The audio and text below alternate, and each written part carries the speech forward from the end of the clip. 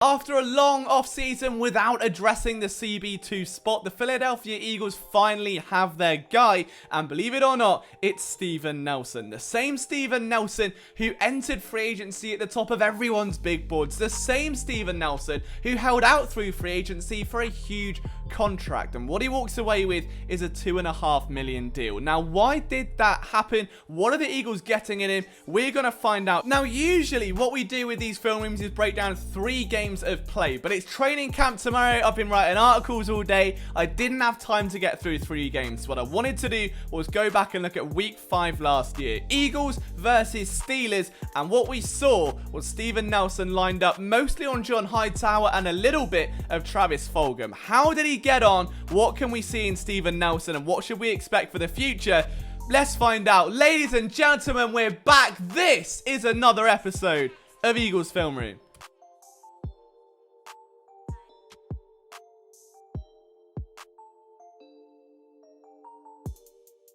Let's start off with what Steven Nelson does well. He's very much physically a jack of all trades, master of none, but mentally, I think that's where he makes up for it. What we're going to see from the Eagles here is just a curl concept on that right-hand side, and it's an obvious one to run. The Steelers are playing with quite an extended cushion. Nelson is around 10 yards back from the football, and you're just going to see the receiver go up to him, turn around, and try and box him out for a nice, easy reception. What I really like here, though, from Steven Nelson is the way he plays this. The eyes are constantly on the ball. Yes, he does give up the first down, but watch the positioning on Travis Fulgham. Now, we know instantly that a curl route using Travis Fulgham against Steven Nelson is probably going to be a win for the Eagles. Fulgham's a big boy. Steven Nelson's around 5'10". It's kind of an easy, a guaranteed win here, so to speak. But watch Nelson's eyes. He starts backpedaling, opens up his hips nice and early. He's watching the ball. Now, here in one fluid motion, look at that body turn. The body, the shoulders, the knees, the hips turn, drive that body around.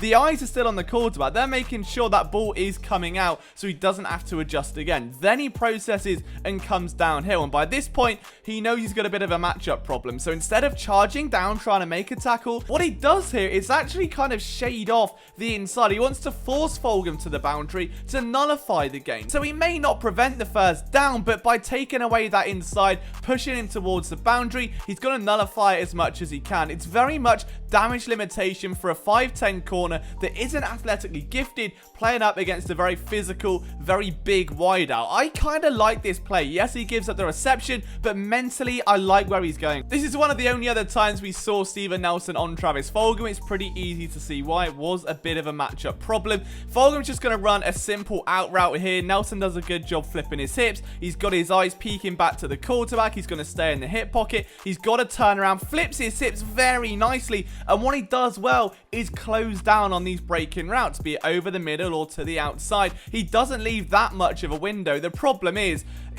it doesn't matter how tall you are, you're just not getting up and stopping Travis Fulgham, who was coming into his own at that point, going up, climbing the ladder, and getting that ball. What I said before about wanting to kind of keep leverage on his side and not give receivers that upper hand, you see him here lined up against John Hightower, and this is a really fun matchup I want to dive into because Hightower is a speedster, and he's a very, very crisp route runner. He does not get enough praise for it. I know I'm a big John Hightower stan. I know I've pumped this down your throats for over a year now, but he is among the best route runners on this team, even with Devonta Smith. I think he's better route running than Jalen Reagor. It's just the rest of his game. So you line this up against a corner who doesn't have great long speed, and it's bound to cause problems. I want you to watch what Nelson does here. He doesn't want to go for the punch. He doesn't want to get to that line, put hands on him, and risk being beaten downfield. He'll happily open his hips laterally, face a 90-degree angle, and let Hightower go past. Now, why is this so scary if you're an Eagles fan? Well, Eagles fans are so used to seeing cornerbacks without safety help that this image right here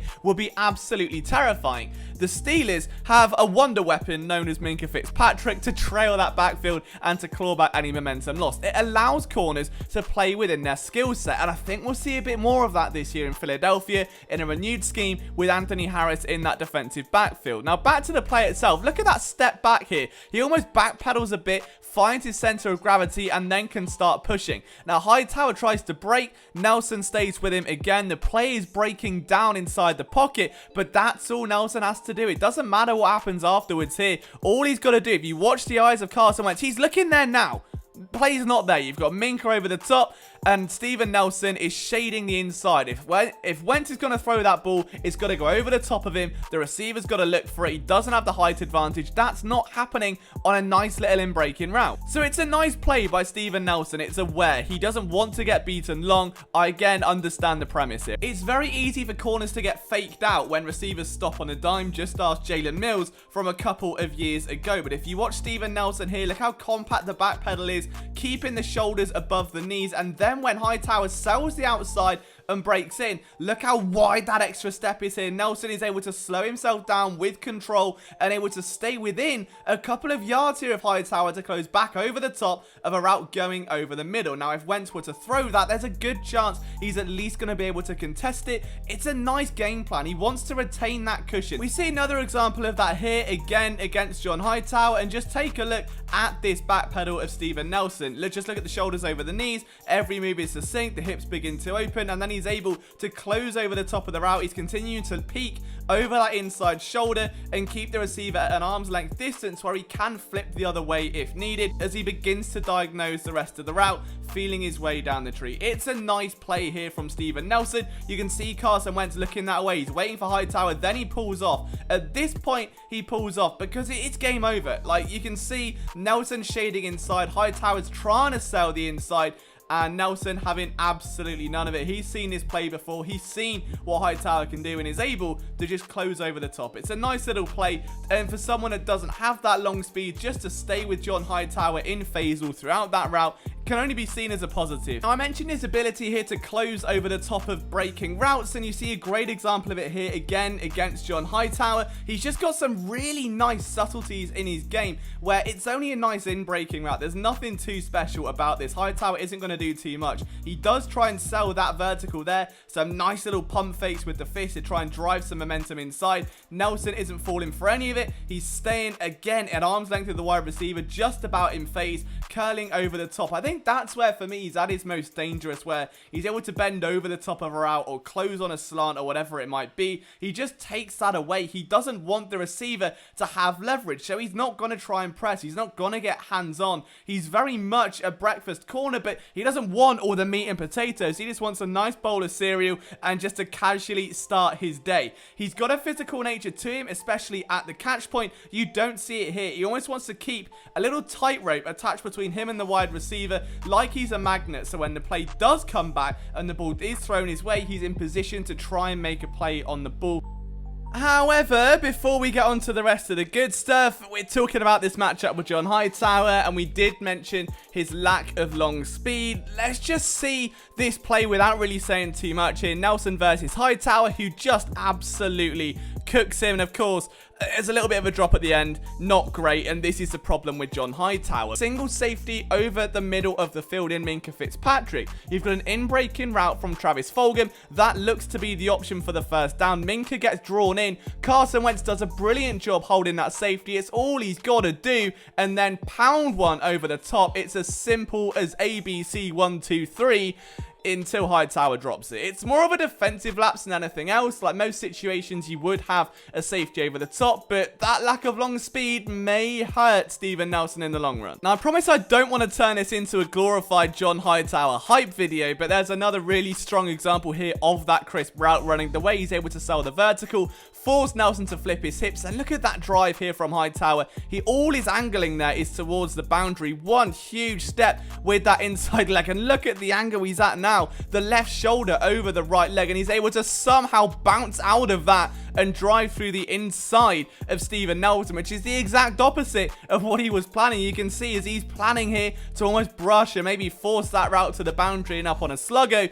Hightower cuts it early. Nelson gets caught off guard. Minkah's going the other way. And once again, that lack of long speed is isolated. You're not beating Hightower in a foot race. There isn't a whole lot of evidence in this game of Steven Nelson playing run defense, mainly because A, the Eagles never run the ball, and B, he's not very often involved in run fits just because tackling isn't, again, one of his biggest strengths. However, an RPO here from Carson Wentz where he keeps the ball is going to call Steven Nelson into action, and where he shades inside in that cover 3, where what he's going to do is just keep eyes on the quarterback all day and drive back towards him, make the tackle. Now, if he doesn't actually make this tackle, the Steelers are in trouble, and Nelson rightfully there chirps up. Now, as Carson Wentz runs down here, you can see it's basically a two-man effort.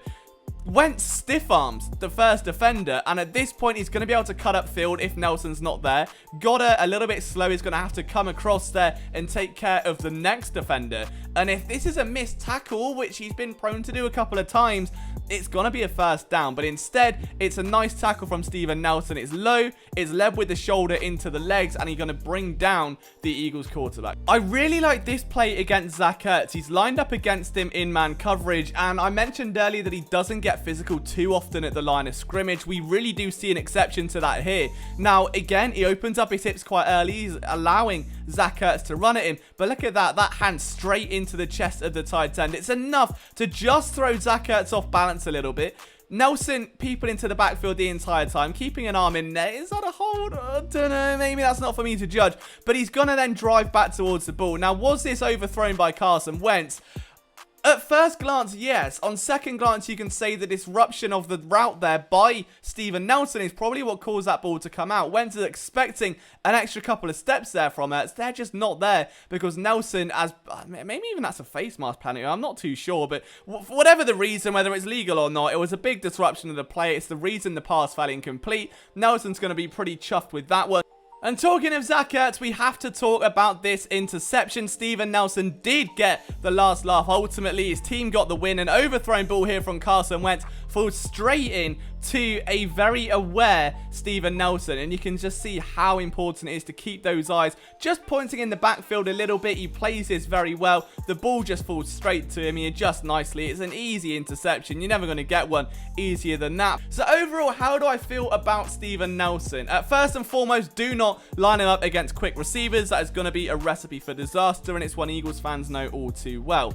Having said that, I don't think he's bad against quick receivers, and I don't think he's going to be a liability in coverage like we've been so used to seeing over the past couple of years. And at a $2.5 million contract, you can't complain. If Steven Nelson was pounding the table for $8 to $9 million, then maybe this would be a gross overpay because the production last year did not match it whatsoever. He is a jack of all trades, master of none cornerback, and there is a limited athletic upside that could see him punished either by taller receivers or faster receivers. With that said, at $2 million, this is a starter now that has been in the league for quite some time. He started throughout his tenure at Kansas City. He helped transform that Pittsburgh secondary in 2018 and 19. The Eagles are getting an experienced 28-year-old player that is playing some of the best ball of his career, is a well-rounded corner, should fit this scheme nicely given what he's played in Pittsburgh, and hopefully going to provide a little bit of comfort opposite Darius Slay. That's the main thing. The Eagles don't need a lockdown CB1. They've got that in Darius Slay. They need someone to stop the bleeding. Is this a guy you can stop the bleeding? I absolutely think so. Guys, let me know what you think down in the comment section below. From myself, Liam Jenkins, I hope you enjoyed this video. I'll see you next time. We've got some training camp diaries on the way. Take it easy.